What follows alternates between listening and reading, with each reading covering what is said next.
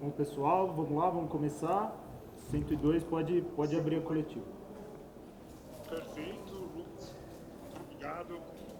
Isso, boa noite. Eu queria que você falasse a respeito do desempenho da equipe. Se, na sua opinião, houve uma queda de rendimento em relação ao jogo contra o Sport e se houve também, isso não é importante nesse momento, o que importa é a equipe sair da zona de rebaixamento e tentar engatar aí uma sequência para ter uma perspectiva mais alta no segundo turno. Eu queria também que você comentasse a respeito do pênalti, que foi uma questão que chamou a atenção, porque é o quarto pênalti que a equipe erra na competição. Ali você chegou a ter uma conversa com os jogadores, deixou que eles decidissem. Como é que você avalia aí mais um pênalti perdido e dessa vez pelo Tony Anderson? Boa noite. Bom, boa noite. Em relação ao jogo, eu acho que a gente fez mais um jogo de bom nível, seguro. O adversário praticamente não teve oportunidades, né? E aí eu acho que é natural a tendência de que a partir do momento que as vitórias comecem a chegar, a gente comece a imaginar que as coisas vão ser mais fáceis, mas a gente sabe que nunca são, ainda mais num campeonato extremamente competitivo como é esse campeonato brasileiro. O Goiás veio com a sua proposta de jogar bastante fechado, não oferecendo poucos espaços, né? Então acho que isso também criou dificuldade para nós no jogo, talvez por isso essa sensação de queda de rendimento, mas eu acho que não. Eu acho que talvez seja um jogo que a gente tenha criado um pouco menos de chances claras, mas a gente foi efetivo nas oportunidades que teve mais algumas chances, como o próprio pênalti que você citou. Eu ainda vou conversar com os jogadores durante a semana, a gente tem determinado quem são os batedores, mas é claro que os jogadores precisam de autonomia dentro do campo, né? Então eles naquele momento ali, os primeiros batedores decidiram passar a cobrança ao Tony, e eu até entendo, acho que é uma maneira de demonstrar carinho, de querer ajudar o companheiro. Infelizmente ele não conseguiu realizar uma boa cobrança e a gente perdeu, menos mal que seja num jogo em que a gente já tinha definido o placar, né?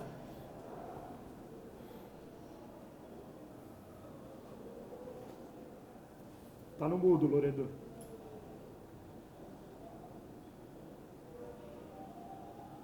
Loredo, seu microfone tá no mudo.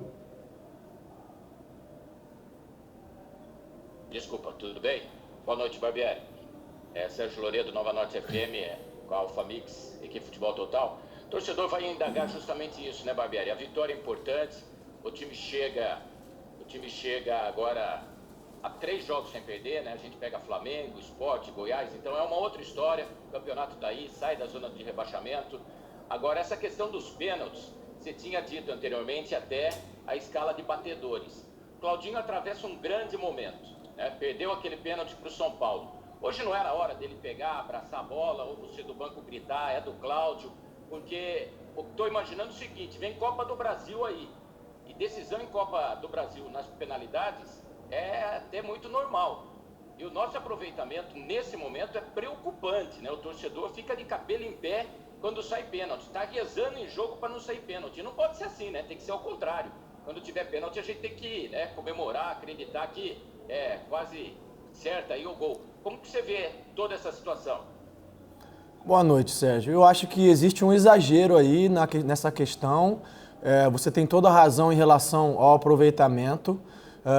Em relação ao Claudinho, o Claudinho era um dos batedores determinados. Você pode olhar que ele cede a cobrança ao Tony, então é uma decisão do jogador. Eu não tenho como exigir que ele bata o pênalti se ele não se sente bem naquele momento para bater o pênalti, seja ele ou qualquer outro jogador. Como eu disse, a gente vai ajustar durante a semana, a gente já havia intensificado as cobranças nas últimas semanas de treinamento. O primeiro batedor é o Ítalo, que inclusive era o batedor oficial aí no primeiro semestre, mas o Ítalo não estava mais em campo. Então os jogadores responsáveis dentro de campo por bater resolveram, eles por conta deles, cederem a cobrança ao Tony. Como eu disse, a gente vai ajustar porque é preciso respeitar a hierarquia e o treinamento, sem dúvida nenhuma, mas também eu entendo o lado deles de querer dar moral, de querer passar confiança a um jogador que é querido e que vem voltando de um tempo de inatividade, né? Prefiro enxergar dessa maneira. Como eu te disse, eu entendo a sua colocação, mas eu acho que existe um certo exagero sobre essa questão. A gente está treinando e quando a oportunidade aparecer da gente para uma disputa de pênalti, pode ter certeza que a gente vai estar mais preparado do que neste momento. Eu gostaria de, nesse momento, que a gente valorizasse as 2 vitórias seguidas, as 2 sem sofrer gols, as 2 sendo extremamente soberano sobre o adversário, controlando o jogo, tendo o domínio das ações, se impondo dentro de casa. A gente sabe que a caminhada ainda é longa, a gente sai aí da zona, vamos ver até que momento, a gente está esperando os outros jogos, mas a gente vem de 3 jogos muito bons e essa é a mensagem que a gente tem que levar para o torcedor. Que a equipe está num momento realmente muito bom. Na quinta-feira a gente tem uma competição que é completamente diferente, é um mata-mata contra um adversário gigante, não só do Brasil, da América do Sul. E agora o nosso foco tem que estar em pensar no Palmeiras quinta-feira.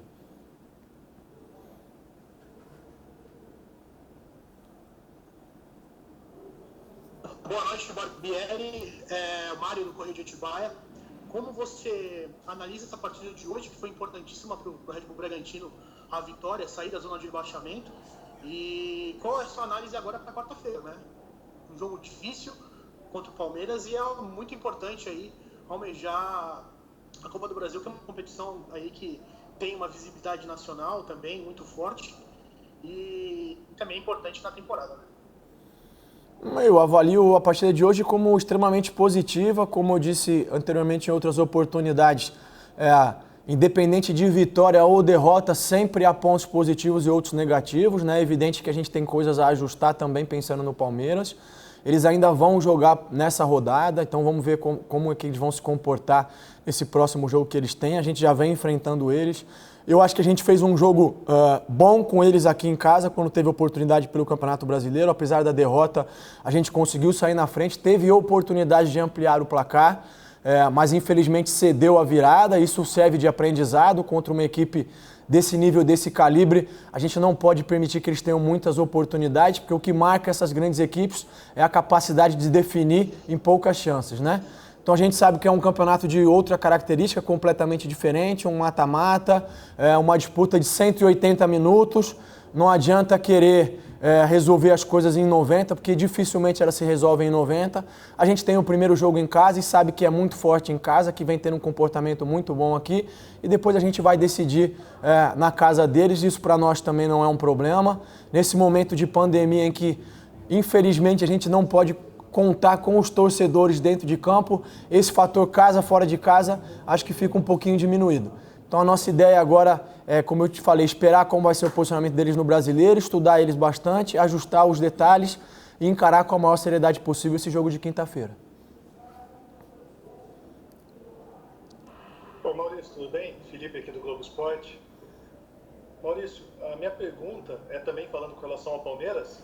O que você avalia que o Bragantino mudou de tanto nesse período? Porque foi sua estreia, né? Contra o Palmeiras na visão. Desde então, o que você avalia que mudou tanto nesse time com relação ao Palmeiras que você enfrentou na sua estreia e o Palmeiras que você vai enfrentar na quinta-feira? Boa noite, Felipe. A estreia, um período curto de treinamento, né? A gente vinha de uma mudança de estrutura de jogo aí, de posicionamento dos jogadores, então, dentro do meu entendimento do que era possível fazer naquele curto espaço de tempo e em função das características dos jogadores. Eu avalio que a partir daquele jogo a gente veio só numa crescente, oscilou em alguns momentos aí, especialmente contra o Inter e contra o Atlético Goianiense, mas fora isso, a gente sempre veio num bom desenvolvimento de rendimento. Eu acho que o Palmeiras tem plena consciência de que vai enfrentar uma outra equipe em relação à equipe que ele enfrentou naquele momento. E a gente também sabe que o Palmeiras vem passando por mudanças aí, com a saída do Vanderlei, com o Andrei Lopes assumindo a equipe, vem num momento conturbado no Campeonato Brasileiro, mas fez um jogo muito bom pela Libertadores. E a gente, como eu disse, sabia estudar bem a equipe deles e tentar aproveitar os espaços que eles vão oferecer para a gente tentar passar desse mata-mata, que a gente tem consciência de que é extremamente difícil, mas também está em aberto, é extremamente possível. O nosso objetivo é isso, passar pela equipe do Palmeiras. Ana, do Bragança em Pauta. Maurício, Maurício, você acredita que com essas 2 vitórias seguidas, dá mais tranquilidade para o time ir para a partida de quinta-feira na Copa do Brasil? E o fato do Palmeiras aí ainda estar sem técnico, isso pode interferir em algo? Boa noite, Ana. Não acredito que vai interferir. O Andrei é extremamente competente, tem uma carreira aí longa como assistente, já foi treinador em outras oportunidades. Sei que ele é um profissional extremamente competente. Não acho que a questão de estar com ou sem treinador vai mudar alguma coisa. Talvez se eles anunciassem aí em cima da hora e quem viesse não tivesse sabedoria, quisesse fazer muitas mudanças, aí eu acho que a gente poderia se aproveitar, mas não é o caso. Não imagino que também que alguém vá fazer isso. Como eu disse anteriormente, a gente tem que tentar impor o nosso jogo, tentar marcar o nosso território, respeitando sempre muito a equipe do Palmeiras, mas entender que numa eliminatória, em 2 jogos, o placar está sempre aberto, independente de o adversário que você enfrenta. É com esse espírito e com essa vontade que a gente vai encarar esse jogo de quinta-feira. Barbieri, boa noite, Angelito da Band. Barbieri, bom, é lógico que 3 resultados positivos, um empate e 2 vitórias, isso acaba gerando um pouco de confiança no elenco. Essa confiança, ela não pode vir a atrapalhar daqui para frente? Eu digo isso porque alguns jogadores hoje, acho que talvez na confiança, acabaram cometendo erros individuais. No caso do Arthur e também do Adelan. Queria que você comentasse se esses 2 estão rendendo aquilo que você espera numa partida. Olha, eu acho que os erros individuais eles sempre vão acontecer. O futebol é um jogo de erros. Se ninguém errasse, fatalmente nós teríamos sempre um 0-0 no placar aí. Então a gente tem que ter um pouco de cuidado. Essa oscilação dos jogadores é natural. É evidente que a partir do momento que ela se torna uma constante, a gente tem que avaliar, mas não é o caso. O Adelan, inclusive, vinha de jogos muito bons. Fez um bom primeiro tempo. No segundo tempo, acho que caiu um pouco. Ele tem 2 cartões, está pendurado para o brasileiro, até por isso a gente resolveu fazer a mudança, puxar um pouquinho o Raul para a lateral e preservar um pouco ele. O Arthur veio de um período de inatividade, vem crescendo, vem numa crescente. Se eu não me engano, ele está até envolvido no lance do primeiro gol do Ítalo. Então eu acho que ele vem se desenvolvendo bem. Como eu disse, os erros vão acontecer, não só deles, como de qualquer outro jogador, mesmo o Claudinho, que vem num momento muito bom, nos ajudando bastante, também em alguns momentos do jogo acaba cometendo erros, isso é natural. Mas eu acho que a equipe vem muito bem, não acho que nós estamos em momento para excesso de confiança, muito pelo contrário. Eu acho que essas vitórias nos ajudam a entrar confiantes e sabendo do nosso potencial em todos os jogos, mas a gente sabe que tem um caminho muito longo para percorrer ainda, com os pés no chão. O que nos dá satisfação é saber que a gente pode enfrentar qualquer adversário de qualquer tamanho e conseguir ser competitivo, é o que a gente vai procurar fazer na quinta-feira. Maurício, é Silvio Loredo, Bragança Jornal. Boa noite. Parabéns mais uma vez pelo resultado e pela forma como a equipe se portou. Mais uma vez, a equipe foi muito aplicada taticamente, a equipe respondeu dentro das 4 linhas. Eu tenho 2 colocações para fazer para você. Primeiro, a respeito do seu sistema defensivo. Hoje, o time, a linha de 4, foram os 4 jogadores que conquistaram acesso na Série B ano passado. Aderlan, Ortiz, Liger e o Edmar pela esquerda, com exceção do goleiro. Você recuperou esse sistema defensivo. E eu tenho na minha memória, lá atrás, 1990, 89, quando o Luxemburgo chegou aqui, Luxemburgo dizia que time que não sofre gols não perde. E a consequência, você tendo um meio rápido, um ataque rápido, você acaba fazendo um gol. Então você fica mais próximo da vitória. O Liger começou o campeonato e não era titular, entrava, saía, você acabou recuperando esse jogador. Hoje ele praticamente ganhou todas, por cima, por baixo, tem uma boa saída de bola. Então eu queria que você falasse do seu sistema defensivo e do confronto contra o Palmeiras, porque há 4 rodadas atrás, nós diríamos que o Palmeiras atropelaria o Bragantino e era um time já classificado para a próxima fase da Copa do Brasil. Hoje a coisa já é diferente. O Palmeiras vem oscilando e o Bragantino vem crescendo. Isso aí talvez equilibre mais até esse confronto de 180 minutos, Barbieri. Boa noite, Silvio. Eu acho que a gente conseguiu sim ajustar alguns detalhes de situações que vinham acontecendo. E aí é mérito dos jogadores de entenderem, de assimilarem, principalmente os dois laterais, que em muitos momentos aí foram até muitos contestados por vocês. Hoje estão fazendo partidas extremamente seguras, a gente fica feliz com essa evolução. Em relação ao sistema defensivo, eu entendo as suas colocações e concordo com elas, mas eu também falei isso em outra oportunidade. Eu acho que o sistema defensivo não envolve apenas os 4 defensores da última linha, né? Envolve um compromisso de todos os jogadores, e vocês têm notado aí que a gente tem sido uma equipe cada vez mais agressiva. A gente já começa a diminuir os espaços do adversário com os homens de frente. Isso ajuda bastante a defesa, porque consegue ter que disputar bolas menos limpas, bolas menos claras para os adversários, né? E aí tem condição de se impor e levar vantagem. Então eu acho que a equipe cresceu defensivamente como um todo, não apenas esses 4 jogadores, mas como um todo. A gente está feliz com esse crescimento até o momento, ainda tem mais margem de melhora, mas eu acho que a gente vem num bom momento, e aí concordo com a sua avaliação, né, de que a equipe que não sofre gols não perde os jogos. A nossa ideia sempre é não sofrer gols, ou sofrer o mínimo possível, até porque a gente entende que tem bastante potencial e talento lá na frente para criar as oportunidades e ser mais efetivo. Em relação à equipe do Palmeiras, eu entendo também a colocação, mas eu acho que a gente já havia demonstrado naquele primeiro jogo em que eu tive a oportunidade de estrear, que a gente tinha condição de ser competitivo contra o Palmeiras. Volto a dizer, a gente havia sido o melhor praticamente 70, 80 minutos do jogo ali, feito o primeiro gol, tendo a oportunidade de fazer o segundo gol, mas em 2 lances, em erros nossos, né, principalmente, a gente acabou tomando a virada, serviu de aprendizado, a gente evoluiu nesses quesitos.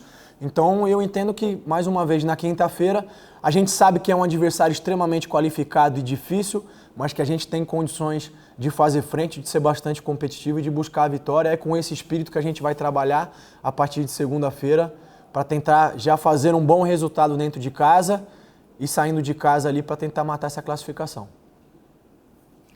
Barbieri, Eberson, boa noite, aqui da 102 FM. Não é nem questão de individualizar, mas eu queria voltar à questão do Arthur.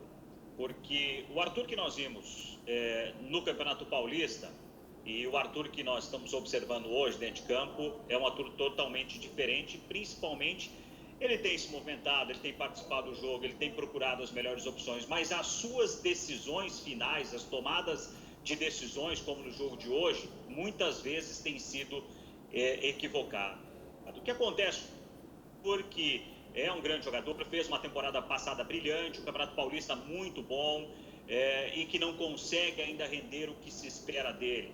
É a ansiedade porque o gol não sai. Como é que você tem trabalhado isso? E eu te pergunto o seguinte, é hora de mantê-lo na equipe? Você entende isso? Tem alguém pedindo passagem no treinamento? Porque a gente não consegue acompanhar os treinos em função da pandemia, Maurício, mas fica muito de referência o que tem ocorrido nos jogos. Bom, boa noite.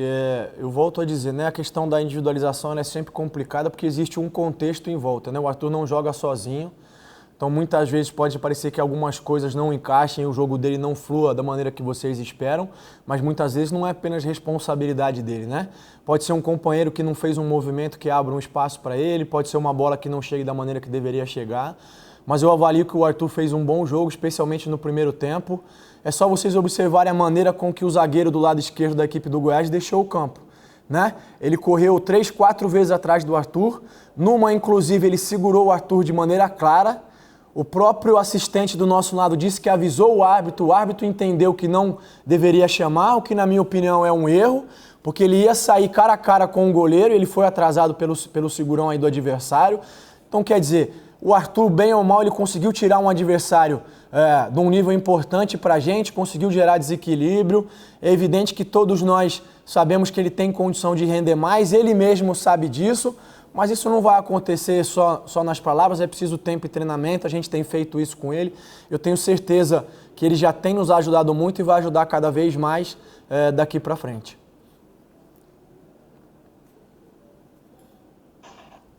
Boa noite, Barbieri. Jorginho, Alfamix FM. Parabéns pela vitória aí. A gente viu que o Bragantino tá crescendo a cada partida. Eu gostaria de saber o seguinte, com a saída do Tubarão, que machucou, o Coelho entrou e visivelmente a gente viu que o Coelho, o time rendeu, disparou. visivelmente. O Coelho é mais uma opção no ataque, na sua opinião, caso o Tubarão ele não volte da equipe? Boa noite, Jorginho, obrigado. Eu acho que o Coelho já vinha entrando bem nos últimos jogos, né? Vocês têm acompanhado aí, ele tem bastante dinâmica, bastante intensidade, vem nos ajudando bastante.